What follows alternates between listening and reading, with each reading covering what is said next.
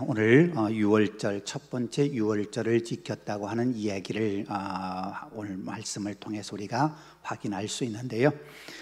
유월절 이야기를 전에 한번 하나님께서 모세에게 알려주셨지요.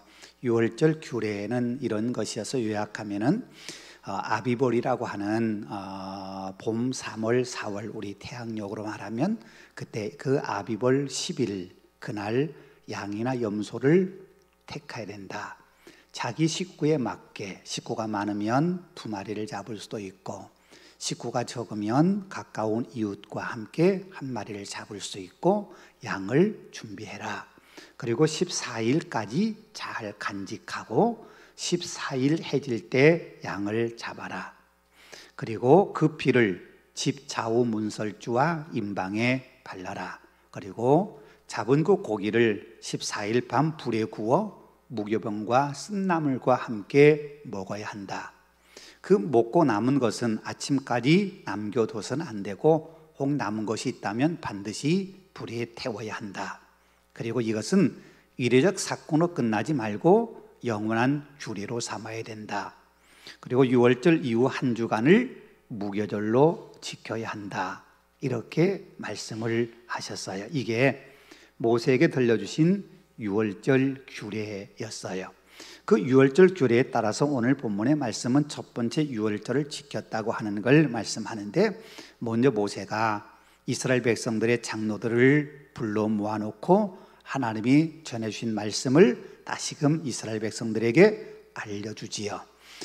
오늘 본문에 앞에서 말씀한 것과 좀 다른 것이 있다고 한다면 22절에 말씀한 것처럼 너희가 유월절 저녁에 식사를 하고 나서 그날 밤 어느 누구도 집 밖에 나가서는 안 된다. 그렇게 말씀을 해요.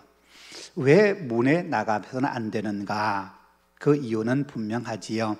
하나님의 천사가 문 좌우 임방과 문설주에 붙어 있는 피를 보고 넘어가면서 애굽 사람의 집에 재앙을 내릴 때에 너희가 그 집안에 있지 않으면 너희는 보호를 받지 못하고 너희도 재앙을 당할 거다. 그런 의미지요. 그러니까 이 좌우 문설주와 임방에 피를 바른 그 집안에 반드시 머물러 있어야 된다 하는 걸 말씀하세요. 여러분, 이것은 굉장히 중요한 의미를 담고 있어요. 하나님의 보호하심 테두리 안에, 울타리 안에 반드시 머물러 있어야 하나님의 보호하심을 받는다는 거예요. 우리는 그것을 두 가지 측면에서 생각해 볼 수 있는데요. 하나는 도피성이라는 거예요. 우리가 잘 아는 것처럼 이스라엘 백성이 가나안 땅에 들어갈 때 하나님이 6개의 도피성을 준비하라 그러면서 요단 동편에 3개, 요단 건너편에 3개의 성읍, 총 6개의 도피성을 만들어 놓았어요. 그 도피성을 만든 이유는 의도하지 않는 살인을 저지른 사람이 피해 보복을 받지 않도록 그 도피성 안으로 피할 수 있게 그렇게 해놨어요. 그런데 조건이 하나 있어요.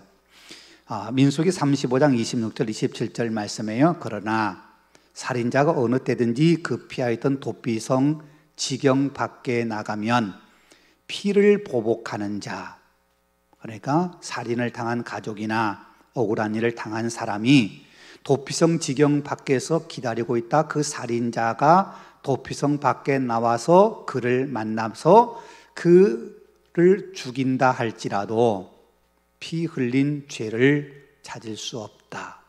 이게 도피성 안에 있을 때에만 보호를 받는 것이지 도피성 밖에 벗어나면 보호를 받을 수 없어요. 그러니까 죄를 지었어요. 살인했어요. 물론 의도하지 않았던 무의식 중에 잘못해서 저지른 실수로 범한 죄이지만 죄를 짓는 것이 없어지는 건 아니에요. 죄는 죄예요.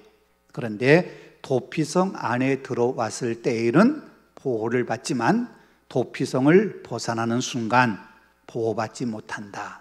도피성이라고 하는 이 울타리 안에 반드시 있어야 된다.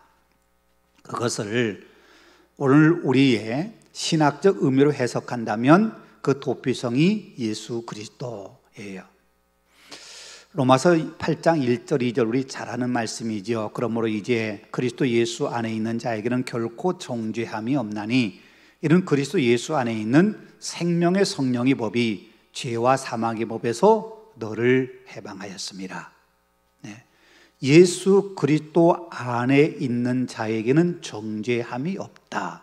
정죄함이 없다는 말은 죄를 묻지 않는다 그런 말이에요. 마치 살인죄를 지었지만 도피성 안에 들어갔던 사람이 죄를 잊지만 죄 없는 것처럼 보호를 받는 것처럼 우리가 세상에서 죄를 짓고 죄 가운데 태어나 죄 안에 살아가고 있지만 예수 그리스도 안에 머물고 있는 한 우리는 예수 그리스도의 그 보호하심 은혜로 인하여 우리는 죄 용서를 받고 죄에서 해방된 사람으로 살아간다. 예수 그리스도 안에 머물러 있는 이 예수 그리스도라고 하는 울타리, 이게 우리에게 얼마나 중요한가를 이야기해 주고 있는 거예요. 그러니까 우리가 어느 울타리 안에 있느냐, 이 하나님의 보호하심의 울타리 안에 있을 때에는 우리가 보호를 받지만 울타리를 벗어나는 순간 우리는 보호받을 수 없다는 거예요. 네. 이스라엘 백성이 어린 양의 피, 또 염소의 피가 묻어있는 그 좌우 문설주와 임방에 그 피가 묻어있는 그 집 안에 머물러 있을 때에는 보호를 받아요.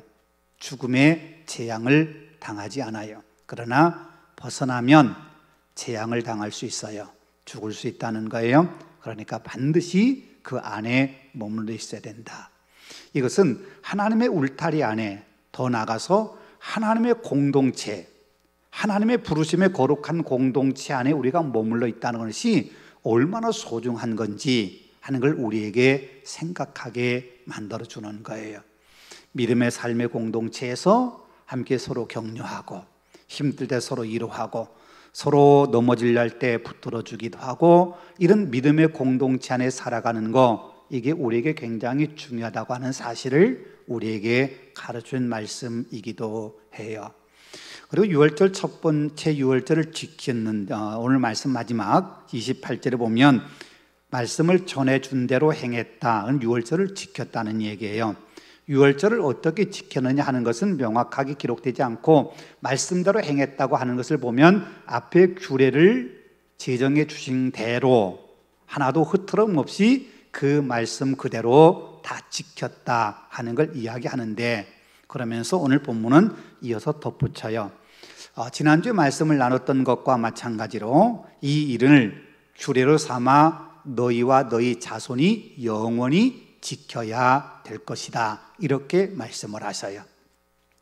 영원한 규례로 삼으라. 이러면서 규례라고 하는 말은 결코 변할 수 없는 명령, 법규라고 하는 걸 말하고 있어요. 고대 근동 지역에서는요, 이 법규라고 하는 것을 금속판이나 돌에 긁어서 새겼어요. 그러면 그게 잊혀지지 않기 때문에. 네. 오늘날 오늘 우리 시대에 생존하고 우리 시대에 현재적으로 남아있는 가장 오래된 법조문이 함무라비 법전이라고 알려져 있어요. 그건 돌에 새겨져 있는 거예요. 그러니까 지금으로부터 거의 4,000년 전에 기록된 그 법전이지만 지금까지도 남아있는 것은 돌에 새겨져 있기 때문에 오랫동안 간직한다는 거예요. 그러니까 이 돌에 새긴다고 하는, 이 긁어서 새긴다고 하는 이 긁는다, 그 말이 규례라고 한 말과 같은 말이에요. 그러니까 규례라고 하는 것은 마치 돌에 새기는 것처럼 또는 금속판에 새기는 것처럼 절대 변할 수 없는 것, 하나님이 말씀하신 그 말씀이 결코 변할 수 없는 것이라고 하는 의미로 규례라, 이렇게 말하고 있는 거지요. 자, 그러면 25절 말씀에 너희는 여호와께서 허락하신 대로 너에게 주시는 땅에 이를 때에 이 예식을 지킬 거라. 언제 지키라고요? 하나님이 이스라엘 백성을 가나안 땅으로 인도하실 때는 가나안 땅에 들어가면 이 규례를 반드시 지켜야 된다, 그렇게 말씀하신 거예요. 그러면 우리가 두 가지 생각해 볼 수 있어요. 하나는 뭐냐면, 광야 생활하는 동안 이스라엘 백성이 40년 동안 광야 생활했잖아요. 광야 생활하는 동안에는 이 유월절, 이 규례를 지키지 않아도 되는 걸까? 아니, 지키지 않았나 하는 거 하나. 결론부터 말씀드리면 유월절 이 규례를 광야 생활할 때도 지켰어요. 또 하나 생각해 볼 것은 이 말의 본래적인 의미는 광야 생활 동안은 안 지켜도 돼, 그런 의미이기보다는 하나님께 너희를 이 땅에서 끌어내신 후에 반드시 너희를 하나님이 허락하신, 약속하신 대로 너희에게 주시겠다고 한 그 땅에 반드시 이르게 될 거다 하는 하나님의 약속에 대한 확인이에요. 하나님이 약속을 지킬 거야, 너희하고 너희 조상들에게 한 약속을 지킬 거야. 그러면 이제 너희도 내가 너에게 준 규례, 이 약속을 반드시 지켜야 돼 라고 하는 권고이기도 해요. 반드시 지켜. 네. 내가 약속 지킬 때니 너희도 약속을 지켜야 돼 라고 하는 말씀입니다. 말씀드린 것처럼 광야 생활 중에 유월절을 안 지킨 게 아니에요. 민수기 9장 5절에 그렇게 말씀해요. 그들이 첫째 달 14째 날, 그렇죠? 유월절 첫째 달 14째 날에 유월절을 지키잖아요.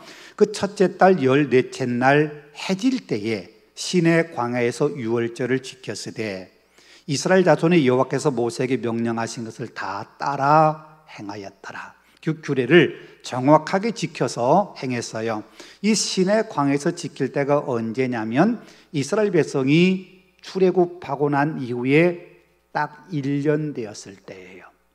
1년 동안 3개월 만에 시내산 아래에 도착했고 거기서 하나님의 율법을 받지요. 율법을 받고 그곳에서 이제 하나님의 언약 백성으로 다시금 거듭나면서 이제 시내산 아래에서 그들이 시내 광야에서 새롭게 출발해서 가나안 땅을 향해서 가는 출발점이에요. 그래서 이 광야에서 첫 번째 지킨 유월절, 이것이 중요한 의미는 뭐냐면 이제 너희가 새로운 삶을 산 거다.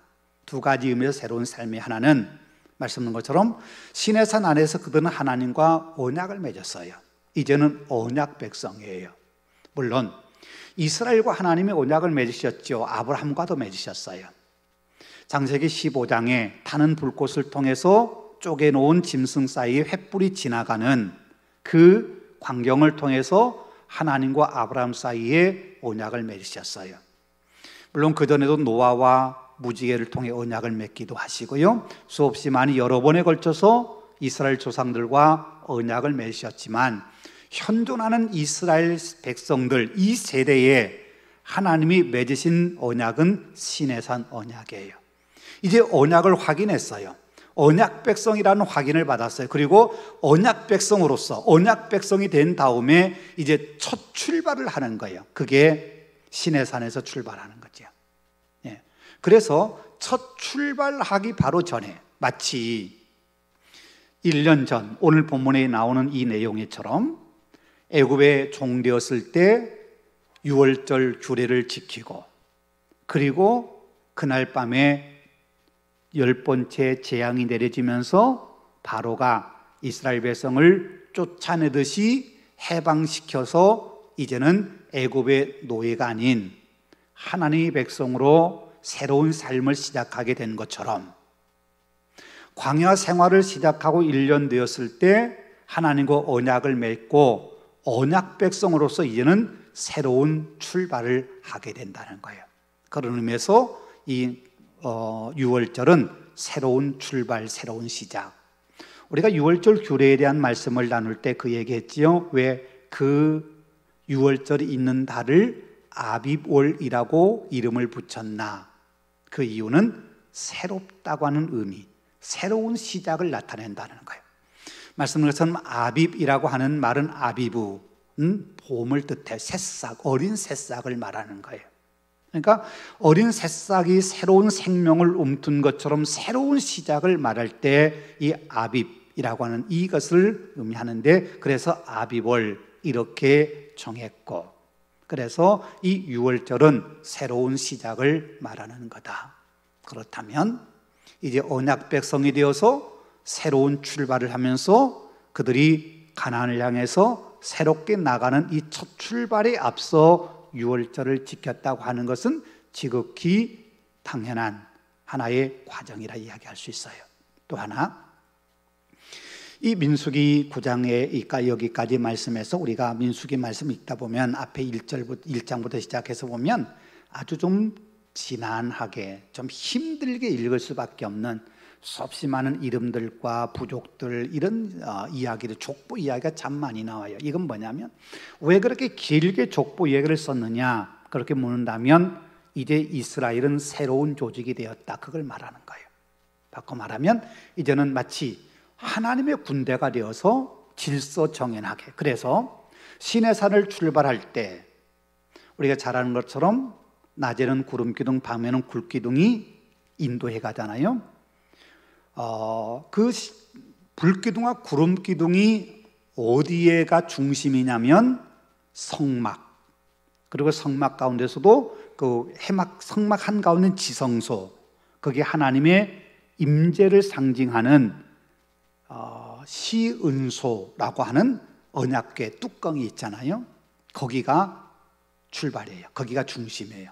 거기에서 구름기둥, 불기둥이 나오는 거예요. 그리고 그 언약궤를 중심으로 성막을 중심으로 해서 동서남북에 3개의 지파씩 각각 자리를 차지하고 그 3개 지파씩 12개의 지파가 성막을 중심으로 자기들의 위치를 딱 잡고 출발하는 거예요. 애굽에서 나와서 시내산에 도착할 때까지는 그런 조직 없었어요.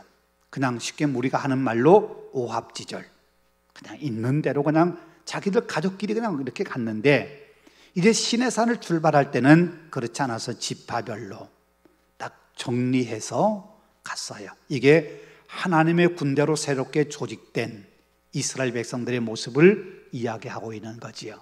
그러니까 이제 새로운 출발하는 거예요.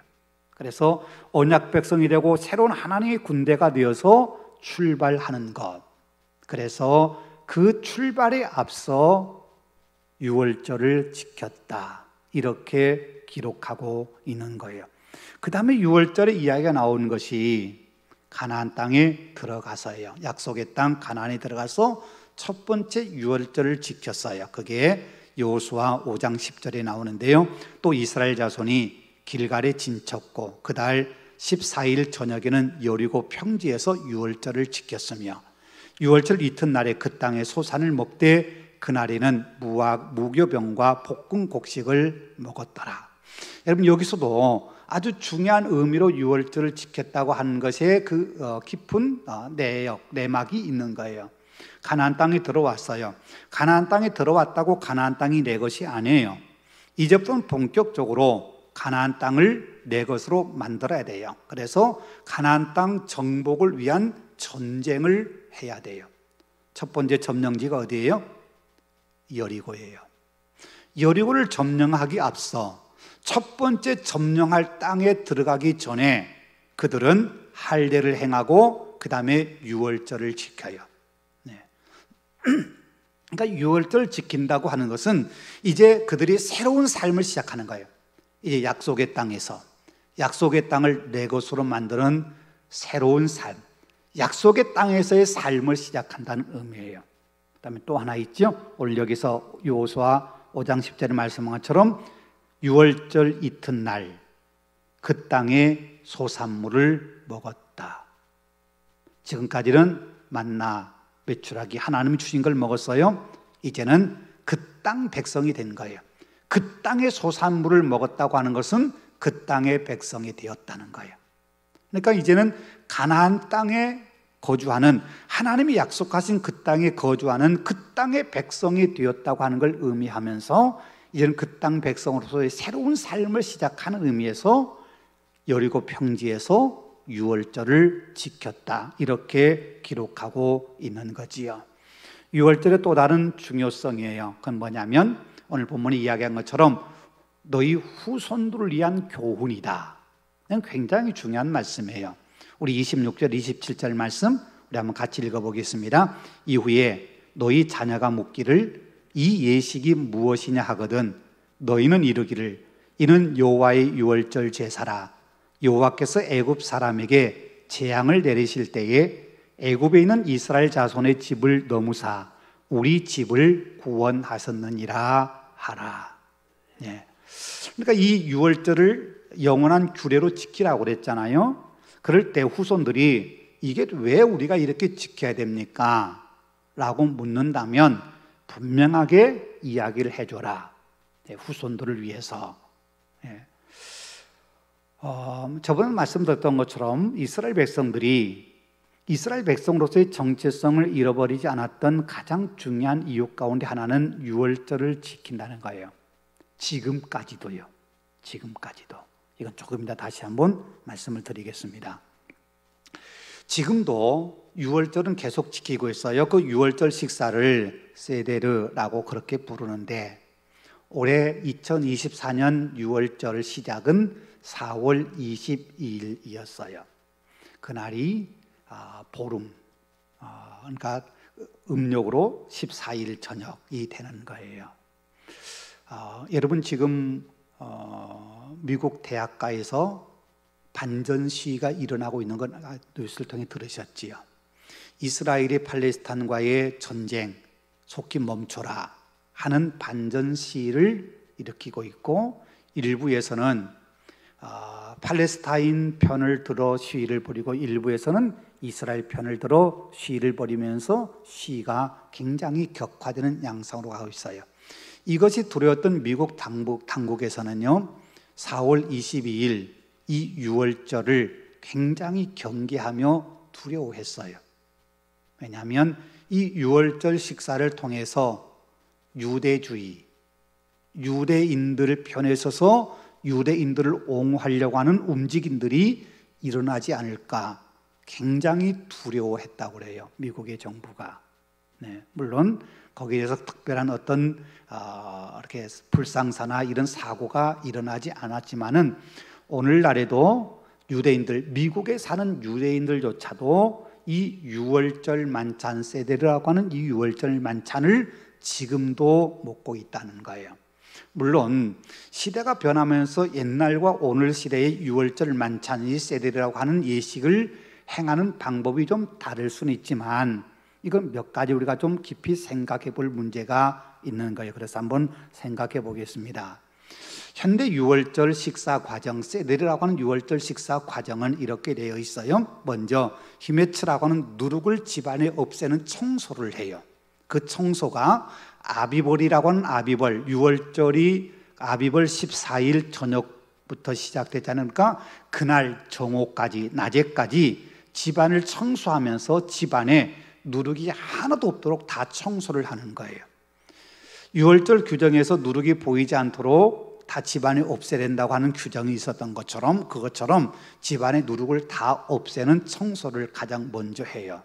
그 다음에 유월절에 먹을 수 있는 무교병, 마초 또는 마차라고 불리는 그 빵을 준비하는 거예요.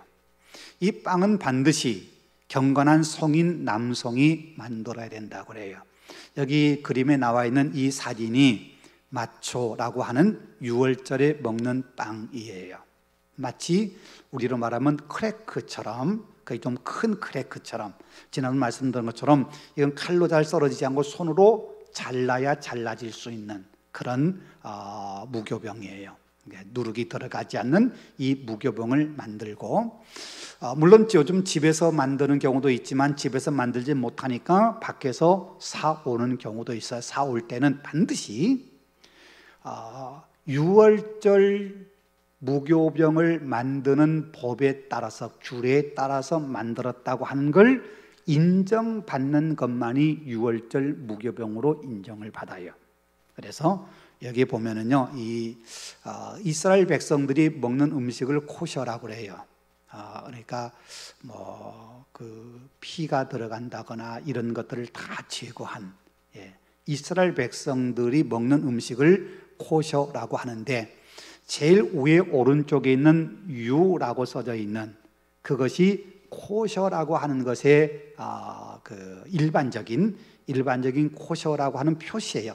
이 표시가 있는 음식은 유대인들이 마음 놓고 먹을 수 있다.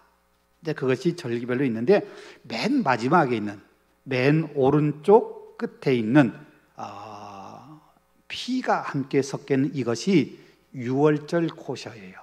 유월절에 먹을 수 있는. 그러니까 일반적으로 유대인들이 먹는 음식과 달리 유월절에는 유월절 인증을 받는 그 음식만 먹을 수 있는 거예요. 그래서 만약 어디 가서 유월절 음식을 산다 그러면 이 유월절 코셔가 새겨져 있는 이것이 새겨져 있는 음식일 때 유월절을 그들은 제대로 지키는 거라서 이 표식을 반드시 확인하고 그들이 무교병을 사거나 아니면 음식을 사게 된다는 거예요. 세 번째는요, 유월절에 준비하는 음식들이 있어요. 그게 6가지라고 알려져 있어요. 첫 번째는 카르파스라고 하는 그런 말인데 이것은 양파예요. 우리로 말하면 아마 파슬리 뭐 이런 것이겠죠. 이것은 양파는 이제 봄의 시작, 그 다음에 이스라엘 백성들이 애굽에서 해방되었다고 하는 걸 상징하는 거예요.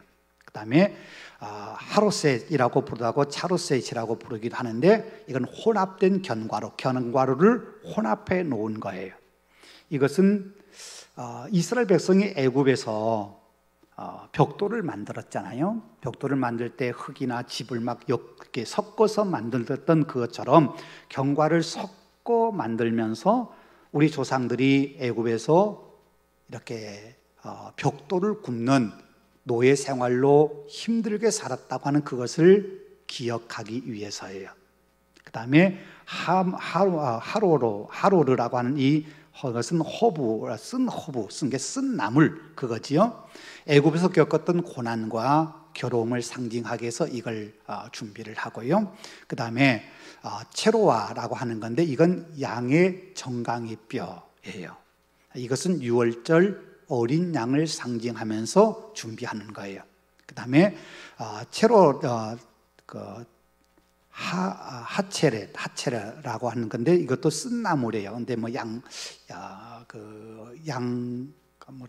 상추 뭐 이런 비슷한 건데, 그러니까 애굽을 떠나오면서 그들이 겪었던, 그러니까 위에서 말했던 그 카르파스라고 하는 양파는 그 위에 그 쓴 나물 하로르라고 하는 이 쓴 나물은 애굽에서 겪었던 고난을 이야기한다면, 다섯 번째 쓴 나물은 애굽에서 떠나온 이후에 광야 생활하면서 겪었던, 또 가나안 땅에 정착하며 살았을 때 겪었던 우리 조상들의 고난, 이걸 상징하는 의미로 이것을 준비한다고 그래요. 그 다음에 여섯 번째가 구운 계란을 준비해요.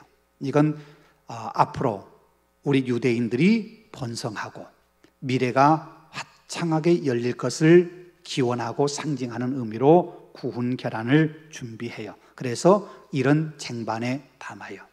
네. 이 쟁반에 주변에 6개의 이런 마치 쟁반 같은 6개가 있잖아요. 이렇게 해서 이곳에다가 유월절 음식을 담는 거예요. 물론 이것이 어느 나라 공통된 건 아니에요. 유월절 음식이 5개로 지내는 사람들도 경우도 있다고 해요. 쟁반도 또 여러 가지 다르기도 하고 사람에 따라서 지역에 따라 조금 다르긴 하지만 대체로 이런 것들을 유월절 음식으로 준비해서 지키는 거예요. 이게 유월절 음식을 먹는 지금 장면이고요.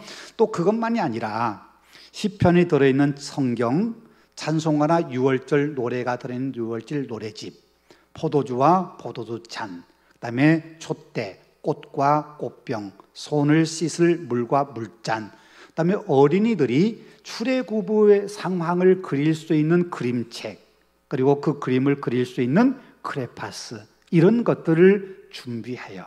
그런 걸 다 미리 준비해서 유월절을 지키고 있는 거예요. 네. 그래서 이렇게 가족들이 다 모여서 함께 유월절 식사를 하고 유월절을 지내게 되는 거지요. 네. 자, 그 다음에 중요한 거예요. 자, 가족 가운데서 가장이 주도를 해서 유월절 식사가 진행되는데, 유월절 식사는 과거와 현재와 미래 이 세 가지 차원에서 초점이 맞춰져 유월절 식사가 진행이 돼요. 식사 중에 가장 중요한 것 하나 꼽으라면, 물론 다 그들은 의미 있게 다 포함하고 있지만, 하나는 가장이 가족들을 위해서 기도해 준다는 거 하나 있지만, 더 중요한 건 아이들과 부모가 묻고 대답하는 거예요. 오늘 본문에 그 얘기 있잖아요. 오늘 본문에 아까 말씀 읽었던 26절 27절처럼 너희 후손들이 이게 무슨 예식이냐, 왜 이걸 행해야 되느냐 그렇게 물을 때에, 이것은 유월절 제사다, 왜 우리가 유월절 제사를 지내야 되느냐, 하나님이 재앙을 내리지 않고 우리를 넘으셨다 하는 이 이야기를 쭉 해주라 그렇게 말씀하잖아요. 이것처럼 어린아이들이 이게 무슨 의미입니까? 왜 이걸 준비했습니까? 왜 이걸 먹어야 됩니까? 그렇게 자세히 물으면 부모는 거기에 대해서 대답을 해주는, 그래서 부모와 자식 간에 이 유월절 예식에 대한 자연스러운 대화가 이루어지게 되는 거예요. 그것을 우리가 과거, 현재, 미래 이렇게 우리가 세 부분 나눈다면 과거를 회상하는 거예요. 회상하는 거. 그래서 출애굽 사건을 물론 그 상황 그대로를 재현할 수 없지만 그 상황을 내가 거기에 있는 것처럼 재현하는 거예요. 그래서 예를 들면은 한 가지 예가요. 주월절 이야기를 하다가 아버지가 10가지 재앙에 대한 이야기도 하지 않겠어요? 그러면 10가지 재앙을 얘기하던 도중에 재앙의 이름, 예를 들어서 나일 강물이 피로 변했다, 또는 개구리가 나와서 개구리로 고통을 당했다, 이런 재앙을 이야기할 때 거기에 참석했던 사람들은 입에 포도주를 머금고 있다가 그 포도주를 준비한 그릇에 내뱉는 거예요. 그러면서 그 고통의 쓴맛이 뭐냐 하는 것이 그것을 이렇게 행동으로 표현하게 그렇게 하는 거예요. 그러면서 우리 조상들이 애굽에서 종살이 하다가 나올 때 어떤 일들이 있었구나, 어떤 재앙 애굽에 임했구나, 우리 조상들이 어떤 힘든 과정을 통해서 이렇게 애굽에서 나올 수 있었구나, 하나님이 어떻게 도우셨구나 하는 것들을 그 이야기와 삶의 행동을 통해서 그것을 경험하고 나누게 되는 거예요. 현재를 축복하는 의미도 있어요. 아까 말씀드린 6가지 준비한 음식 있잖아요. 이 음식을 먹을 때 그냥 먹는 것이 아니라 달콤한 하로셋이라고 하는 양념장에 이것을 찍어서 먹어요. 그러니까 이 달콤한 양념장에 쓴 음식을 찍어 먹는다고 하는 것은 과거의 노예 생활은 고통스럽고 힘들었지만 현재 우리의 삶은 하나님의 은혜로 달콤하고 행복하게 살고 있구나 하는 것에 대한 감사와 축복을 담고 있어요. 우리의 삶이 이렇게 행복하게 살고 있구나, 우리 조상이면서 우리 조상들이 그 고난당하고 힘들었던 그 삶에 비하면 우리는 참 이렇게 행복하고 감사하게 살고 있구나 하는 것에 대한 느낌을 그들이 고백하게 되는 거예요. 그 다음에 세 번째가 미래에 대한 거예요. 식사 후에 엘리야의 컵이라고 하는 곳에 포도주를 채워요. 우리가 아는 것처럼 엘리야는 말라기 4장에서 엘리야를 하나님이 메시아 전에 보내주시겠다 그렇게 말씀하신 것처럼 엘리야는 메시아의 재림을 알려주는 사람. 그래서 세례 요한이 메시아의 길을 예비하는 자로 엘리야처럼 그렇게 성경에 소개되고 있는 것처럼 엘리야는 메시아를 알리는 사람이라 그런 의미에서 이제 포도주, 엘리야라고 하는 그 포도주 컵에다가 포도를 채워 넣으면서 메시아가 오시기를 기대하는 거예요. 아직도 유대인들은 메시아가 오시지 않았다고 생각하잖아요. 우리는 그 메시아가 이미 오셨고 그분이 예수님이고 그분이 우리 죄를 위해서 십자가에 죽으셨고 우리가 구원받았다 이렇게 우리가 믿고 고백하는데 아직도 유대인들은 메시아를 기다리고 있어요. 그래서 여러분 예루살렘 그 성지 순례 가면은 예루살렘 그 동편에 그 감람산 그쪽에서 예루살렘 성을 딱 바라보면 예루살렘 그 옛날 성전터에 지금 이슬람 모스크가 있는 그 모습을 보게 되는데 그 성벽이 보여요. 동편 기드론 시내를 건너서 동편 성벽이 보이는데 그 성벽 한 가운데에 문이 하나 있어요. 그게 사자문이라고 불리는 문이에요. 근데 그 문은 닫혀 있어요. 열려져 있잖아요. 그 문에 통해서 들어올 사람이 딱 한 분 계셔요. 누구냐면 메시아예요. 메시아가 오시면 그 문이 열릴 거라고 생각해요. 그래서 그 문은 아직도 열려지지 않고 메시아가 동편을 통해서 오신다고 생각했기 때문에 예루살렘 동편으로 나 있는 기드론 시내와 감람산 쪽을 향해서 그 문이 있는 거고, 그래서 지금도 이스라엘 백성들은 이 예루살렘 성에서 동편인 기드론 시내와 감람산 있는 이쪽에 무덤들이 굉장히 많아요. 거의 공동묘지예요. 왜냐하면 메시아가 오시면 동편을 통해 오시기 때문에 자기가 죽어서라도 먼저 메시아를 만나고 싶다, 그런 소망 때문에 예루살렘 성 동편에다가 무덤을 만들었어요. 그만큼 아직도 그들은 간절하게 메시아가 오실 것을 고대하고 있어요. 그리고 이 메시아를 오시겠다고 하는 그 고대가 무엇으로 표현되냐면, 그들이 유월절 만찬 고대를 마칠 때에 이런 노래를 부른다고 그래요. 내년에는 예루살렘에서 만나자. 물론 예루살렘에 가는 건 아니에요. 내년이라고 예루살렘 가는 건 아니지만 예루살렘에 메시아가 오시면 우리가 그곳에 메시아를 만나리라 하는 소망을 여기에 담고 있어요. 마치 우리가 장례식 때 종종 그런 찬송 부르는 며칠 후 요단강 건너가 만나리, 그 찬송 부르고 그게 우리가 천국에 들어가는 것을 소망하는 노래인 것처럼 유대인들은 내년에는 예루살렘에서 만나자 하는 이 노래가 메시아를 소망하는 노래로 그들은 지금도 이 노래를 부르면서 유월절 식사를 마치게 돼요. 물론 제가 짧게 설명했습니다만 이 과정이 굉장히 길어요. 보통 일반적으로 한 2시간 정도 이 유월절 식사를 진행한다고. 그 사이에 수없이 많은 예식들이 있어요. 근데 그 많은 예식들을 그들이 매년 유월절이 되면 행하는 이유가 뭘까요? 이게 굉장히 중요한 거예요. 왜 하나님께서 이 유월절 규례를 너희 후손들에게 기억되도록 영원한 규례로 삼으라 그렇게 말씀하셨느냐? 이게 참 중요한 의미가 있는 거지요. 자, 결론 보겠습니다. 이스라엘 자손은 첫 번째 유월절 지켜서 오늘 본문의 말씀 28절처럼 그들이 하나님께서 말씀하신 대로 순종했어요. 그리고 1년 후인 해방되고 난 후에 시내산에서 새롭게 출발할 때도 하나님이 말씀하신 규례대로 유월절을 지켰고, 가나안 땅에 들어가 새로운 삶을 시작하면서도 그들은 유월절을 지켰어요. 지금도 이스라엘 백성도 유월절을 계속 지키고 있어요. 중요한 건 하나님께서 말씀하실 때 하나님 말씀하신 대로 순종했다는 거지요. 또 하나 중요한 것은 유월절은 결코 위례적 사건이 아니라는 거.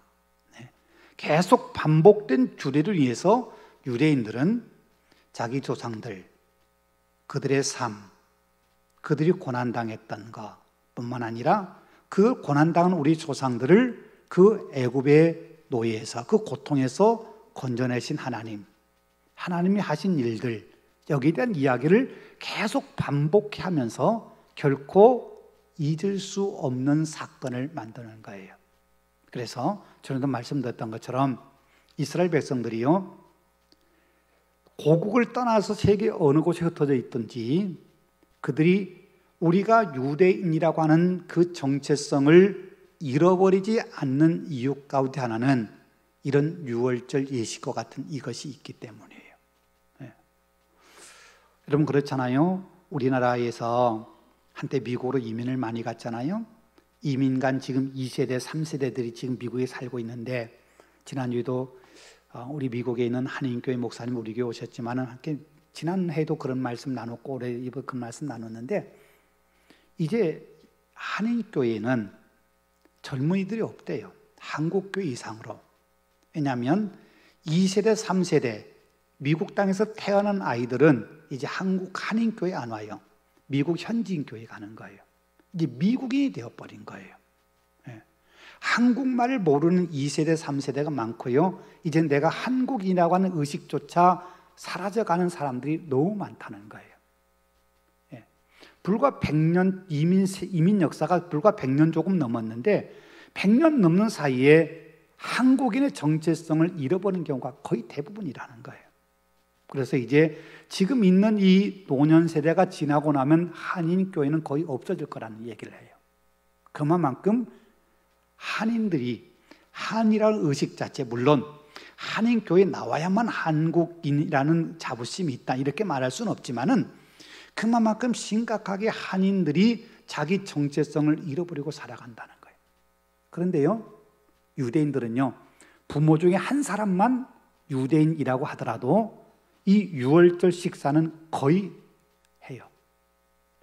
유월절 식사를 하기 때문에 그들은 몇백 년, 몇천 년이 지나도 이스라엘 땅에 한 번도 가보지 않은 사람이라 하더라도 내가 유대인이라는 자부심을 갖고 살아가는 거예요.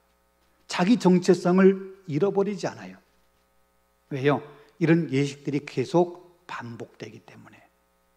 물론 오늘 우리는 이 유월절 예식을 반복하진 않아요. 왜냐하면 유월절 양이신 예수 그리스도께서 우리를 위해 희생이 되셨기 때문에 유월절 만찬을 마지막으로 하시고 하늘나라에서 다시금 이 만찬을 나눌 때까지 이 만찬을 하지 않는다고 하는 예수님 말씀처럼 우리는 이제는 유월절 예식이 아니라 성찬 예식을 우리가 행하잖아요. 성찬 예식을 우리가 행하는데, 성찬 예식을 통해서 내가 누구이냐, 예수님이 나를 위해 무엇을 하셨느냐, 이걸 우리가 계속해서 끊임없이 반복하는 것. 우리는 유대인들이 유월절을 지키는 것 같은 어떤 많은 절차를 거치지 않아요. 그렇기 때문에 이 성찬 예식이 어떻게 보면 좀 우리에게 깊이 각인되지 못한 그런 예식처럼 우리가 느껴질 수 있을지 몰라도, 우리는 유월절 이 만찬, 유월절 식사, 이것이 아니라 우리는 성찬 예식을 행하고 있습니다만은, 지금도 유대인들은 이 유월절 만찬을 그들이 지키면서 내가 유대인이다, 내가 하나님의 백성이다 라는 사실을 그들은 끊임없이 반복한다는 거예요. 그런 의미에서 오늘 본문 말씀에서 이것을 너희가 예식을 행해서 영원한 규례로 삼아 행해서 너희 자손들이 이게 무슨 의미냐, 왜 이 예식을 행해야 되느냐라고 물을 때 분명하게 너희가 하나님의 구원의 역사, 우리 조상들이 행하신 하나님의 구원의 역사를 분명히 가르쳐야 한다라고 하는 이 의미는, 우리가 유월절 예식은 행하지 못하지만 우리 후손들에게 우리가 어떻게 믿음의 교육을 시켜야 될지를 우리가 깊이 생각하게 만들어주는 아주 중요한 역사적 의미가 있는 말씀이라고 생각을 해요. 제가 전에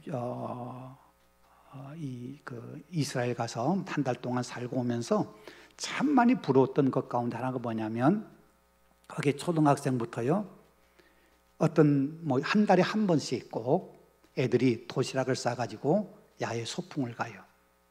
어디로 소풍 갈까요? 소풍 가면 그들이 다 가는 곳이면 성경에 나온 곳들이잖아요. 다 그곳에 가서 그곳에서 성경에 어떤 일이 있었는지, 그래서 하나님이 어떻게 우리에게 은혜를 주셨는지, 부엘세바에 가면 부엘세바에서 아브라함에게 어떻게 하나님이 은혜를 주셨는지, 이삭이 어떻게 은혜를 주셨는지, 그게 너무 부러운 거예요. 소풍 가는 곳마다 다 성경에 나오는 역사적 의미를 담고 있고, 그 이야기를 선생님과 아이들이 계속 이야기 나누고 그곳에서 노는 거예요. 그 역사적 현장과 내가 하나가 되는 거예요. 성경과 내가 하나가 되는 거죠.